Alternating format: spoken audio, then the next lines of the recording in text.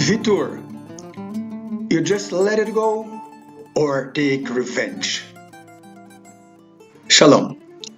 Are you one of those people, those persons that let it go, don't demand right away your rights, knowing that somewhere in the future you'll be able to do that, just not to be in conflict?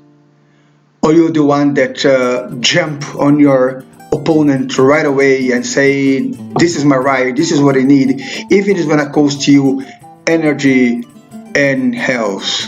So that's the issue of today. That's the theme of today. Vitur, a Hebrew word of letting go. I give you the chance to do what you want, and I will demand what is mine somewhere else. So I heard a story from my Rabbi David Weitman in Rosh Hashanah, the beginning of the Jewish year, in the synagogue, about the chief rabbi of Israel, Rabbi Israel Meir Lau, Shlita. Shlita means may he live a good and long life. And he was an Holocaust survivor. And when he came to Israel, after some years, he prepared for Bar Mitzvah. And on a Bar Mitzvah, a Jew reads a portion of the Torah called Parashat HaShavua, the week's portion. When he arrived to the synagogue, many people were there, relatives, friends of the family, and all of a sudden there was a discussion, an argument. And when he approached the people there to know what's going on, he noticed that there was a man, an older person, that was very, very upset that he's the one who reads every week. He prepared the text. Nobody said someone else was coming to read, and there is a big public, a big audience, and he wants to take advantage and to read for the audience. So anyone else in this situation would come and say, listen, this is my bar mitzvah. Bar mitzvah is in 13 years old, when a Jew is 13 years old. This is my opportunity to read. I have been prepared for half a year. I'm going to read. Instead, Rabbi Israel Meir Lau said the following: take the audience for you, read the text, read the portion. I'll find an audience for me in another occasion, in another opportunity. And so it was. And as a reward, because he let it go, he gave up in order to make somebody else happy, the Almighty transformed him in the most wanted rabbi speaker of Israel during decades and decades. So this is what you're going to find today in some characters of the Torah, some classic characters, who gave up, who let it go, who didn't, and what happened. Stay tuned. First case, Adam and Eve in Gan Eden, in paradise. Love it true. They did not let it go. They wanted to do it right away, to eat the fruit, to prove that they're not going to die, to listen to the snake, to be friends with the snake, thinking that the snake were friends with them, which it was not. And then as a consequence, they lost everything and they got cursed, each one in a different way. If they would let it go and say, okay, perhaps another opportunity, we don't have to do it now. Let's take advice with God and say, listen, we want very much to do that. Can you give up? Can you let it go for us? Second case, right after one generation, Cain and Abel. Abel served an offering to God. God took the offering. Cain did not let it go. He said, no, sir. I should be the one to have my offering wanted. And he did what he did. Consequence, he lost his mind, he lost his place, he had to wander from place to place, and then he has to come back in another life. Yes, Judaism believes fully in reincarnation in order to repair what he did in his first incarnation. As for Abel, he also reincarnated. He reincarnated twice, once as Noah and then as Moses. And there are many episodes happening with Moses and reincarnations of Cain that had to repair what happened. We're not going to enter in this matter now, but you can read it in the Gate of Reincarnations of Rabbi Isaac Luria, the Arizal. So this is the official book of reincarnations of Judaism. Okay, we move on. Then we go to Esav in Hebrew, and Jacob, his twin brother. Esau sold his first birthright to Jacob for some soup there of lentils, and when Isaac came to Esau, and said to him, "Listen, bring me a good dinner, and then I will bless you," he did not give up. He did not let it go. He said, this is my right, and I will insist on it." And then Rebecca, his mother, did what she did. You know the story. She disguised Jacob as Esau to gain the blessings and the right of firstborn. And then Esau got mad, and he never gave up. He never let it go. He wanted all the time to take revenge on Jacob. At the end, Jacob found a solution to that. He sent gifts to his brother. He bowed down to him. He called him my master. And then somehow Esau forgave him.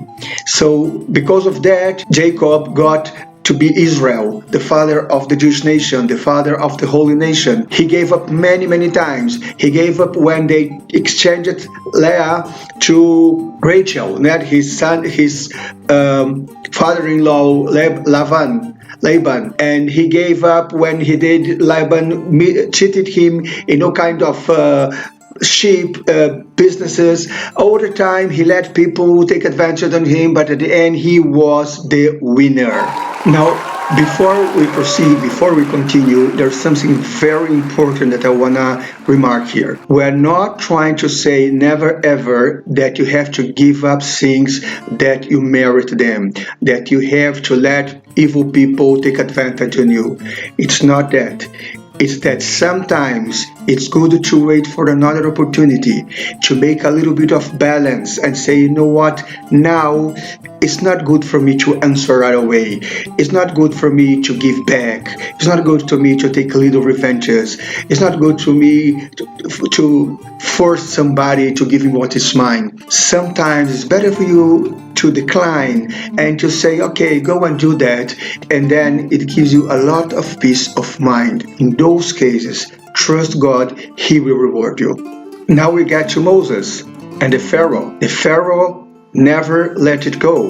Literally, never let the people of Israel go. And the less he let it go, the more he got cursed by God, the more he got plagues, and the less power he had. It's a typical case of someone that think that he has to show power, and he will get more and more power, and then he has less and less power. And Moses has just the patience to let it go and let God solve the question. Joseph and his brothers, it's very famous. When he met his brothers when he was 37 years old as the viceroy of Egypt, the brothers did not recognize him. He could take revenge, he didn't. He made some games in order for the brothers to understand that they made a mistake and then make peace with him.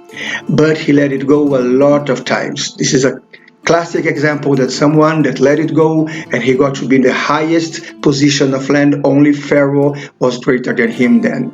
It just seemed that the one who let it go is the loser, but not. At the end, the one who let it go is the real winner. Now, what happened where the two sides are givers? Both are people that will let it go. The typical case, the classical case in the Torah, is that of Aaron, the older brother of Moses, and his brother, the young one, was saved by the Pharaoh's daughter, Batia, who had to be the one who gives Torah to Israel. Aaron did not take revenge. He did not invite his brother. He did not say to God, listen, I am the oldest one. Why don't you give me a chance? He was very happy that his brother Moses was the chosen by God to give the Torah to the people of Israel. And then, because he has this kind of character, he's called in the Jewish people Ish HaShalom, the peacemaker. Then God took him and raised him to the high priest of the temple, of the tabernacle in the desert, the one who is in charge of all offerings direct to God. This is the good example of the one who gives up, the one who do not take revenge, the one who let it go.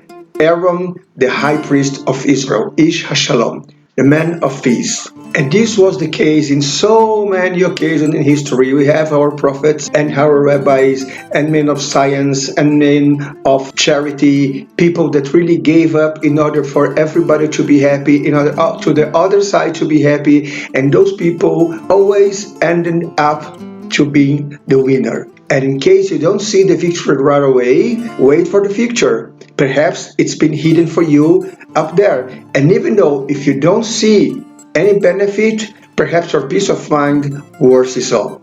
Shalom. And sorry for my tropical share English. And in order to show that we have no hard feelings at all, we send you a tropical share song, a parody of the Yellow Submarine of the Beatles, when we sing about the happiness that will happen in the third temple in Holy Jerusalem.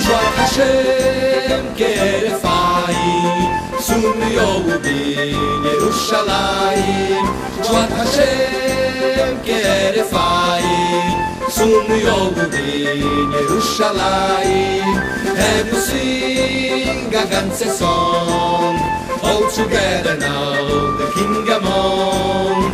And we all will live so nice, seeking only good and living twice. We'll greet Mashiach in the golden Beit HaMikdash, golden Beit HaMikdash, golden Beit HaMikdash. We'll greet Mashiach in the golden Beit HaMikdash, golden Beit HaMikdash, golden Beit HaMikdash. Shuat Hashem kerefayim, sun Yehudim Yerushalayim.